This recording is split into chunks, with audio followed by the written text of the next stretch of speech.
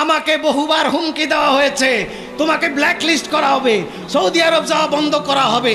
তোমরা আমার সৌদি আরব যাওয়া বন্ধ করবা, তার আগে আমার দয়াল নবী আমাকে 25 বার হজ করাইছে। আমাকে বন্ধ করে দাও, তোমার দেশে আমি না গেলাম, অসুবিধা নাই। আপনার বিরুদ্ধে আন্তর্জাতিকভাবে মামলা হতে পারে, আন্তর্জাতিক মামলা হলে আমি আরো খুশি, আমাকে নিয়ে জেলে রেখে দেন। আমি আন্তর্জাতিক মামলা কেন, আমি গোটা দুনিয়া ছাড়তে পারি, চাকরি ছাড়তে পারি, মান সম্মান ছাড়তে পারি।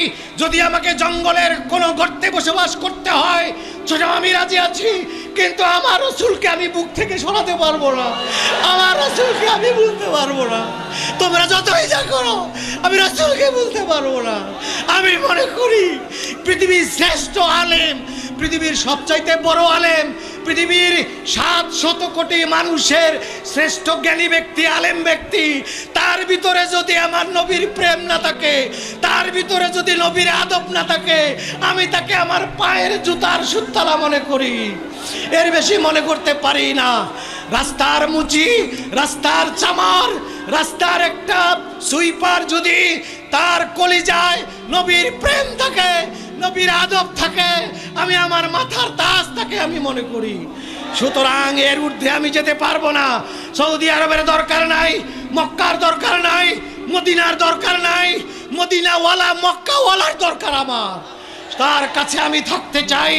বেহেশতের দরকার নাই, জাহান্নাম থেকে বাঁচতে চাই না, আমি বাঁচতে চাই মরার পরে আমার কবর হবে আমার নবীর কদমের তলে। এটাই আমি প্রত্যেক ইমানদারের কামনা হওয়া উচিত। এই গোটা দুনিয়া বাংলাদেশকে 100 বছরের জন্য আমার কাছে লিজ দিবা, আমার নবীর প্রেমের পরিবর্তে ওটাও আমি নিতে পারবো না। আমরা হুসাইনি মুসলমান, আমরা ইয়াজিদি মুসলমান না, আমরা হুসাইনি মুসলমান।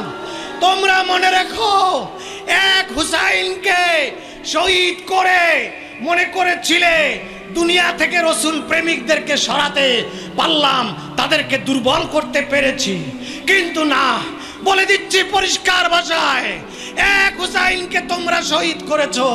গোটা বাংলার প্রত্যেকটা রসুল প্রেমিকের কলিজায় একজন করে জীবিত হুসাইন মওজুদ আছে। আমরা তার সঙ্গে চলবো। আমরা জীবন যে কোনো সময় দিতে পারি, রসুল প্রেমের সঙ্গে আপোষ করতে পারি না।